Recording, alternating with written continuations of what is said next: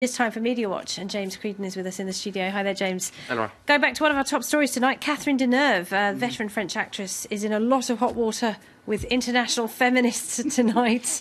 Just to give you the background, she and 99 other French women wrote this open letter denouncing the Me Too, Balance ton porte movement. They say it's all puritanical, treats women as children, is pretty patronising, and they don't want any of it, basically. I think furious backlash ensued. One of the interesting things here is a lot of people are surprised about Catherine Deneuve because she is certainly not associated with this sort of way of thinking. Usually, she was actually historically one of the people who signed the so-called manifesto of the 343 sluts, right? This was yes, back in 1970. It's, you know, that's just the translation. This was in 1971 when a whole lot of women admitted to having had illegal abortions in a bid to have those sort of rights acknowledged in France or to move things forward. It was obviously a pretty big thing to say. So she was sort of more associated with militant feminism at the time, if you like. So people are surprised about this.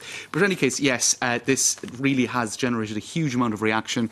And just to kind of go through the main, it's defending a freedom to interfere or disturb, which is intrinsic to sexual freedom. In other words, sexuality, there's something a bit brutal about it, there's something a bit savage about it, a bit wild about it. Well, there's brutal and there's Harvey Weinstein. There you go, right? And also, so defending a freedom to interfere or disturb, intrinsic to sexual freedom, and worried about an excess of puritanism.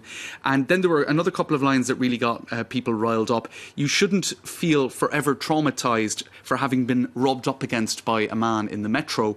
It's the expression of sexual misery, or it's even a non-event.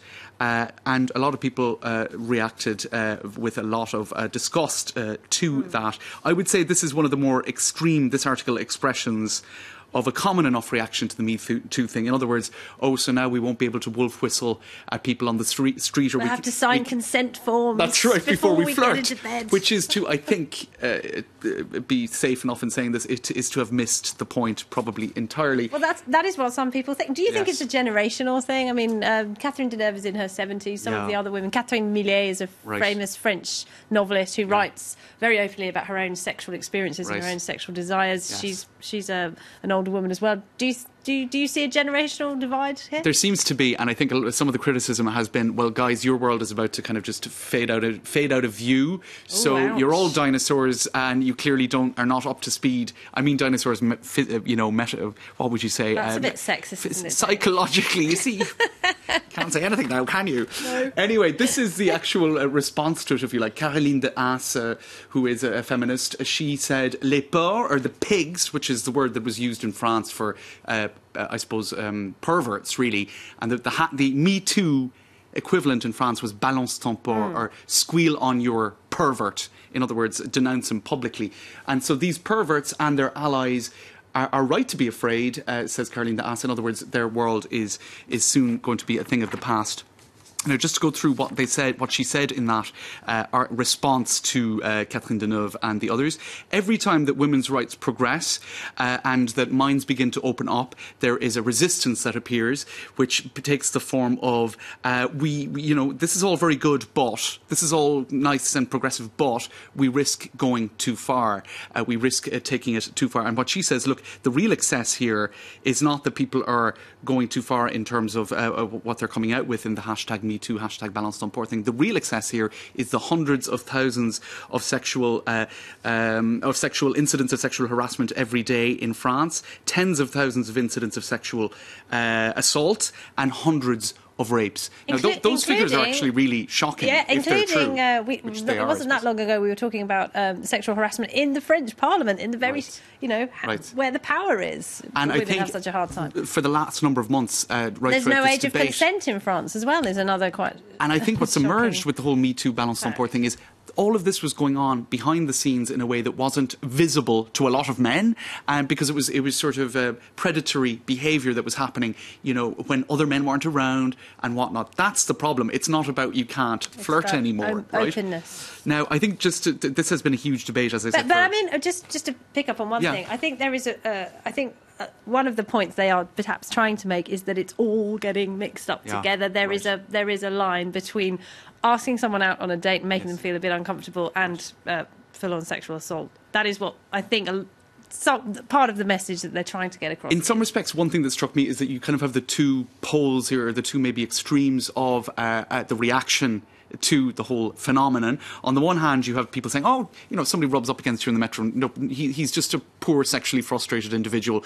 Have pity on him, which I think most people would find that an extreme point of view. Yes. And then on the other hand, you have Caroline Deneuve saying that there are hundreds of thousands of incidents of sexual harassment in France every day. That's a shocking statistic, if it's true. And I would say that perhaps...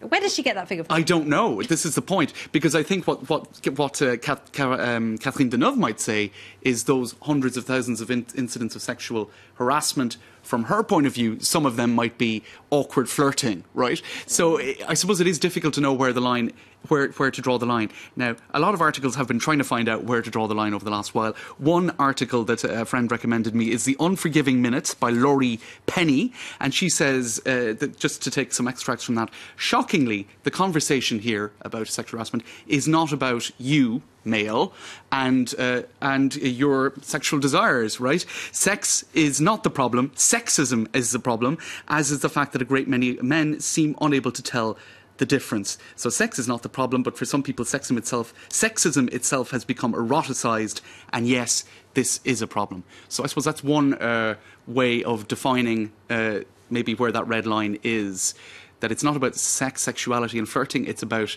sexism and unwanted sexual advances. Right. It's a debate that's going to go on, and people get really upset about it, don't they, James? And I'll be speaking to Ina Shevchenko later from Femin. Oh, well, there you go. See what she has to say. Yes. At the top of the hour. James, just thank you. Just have good manners, I think that's... Yes. Just like your mum told me. Be a nice person. Exactly. James, thank you very much indeed. James Creed there with Media Watch.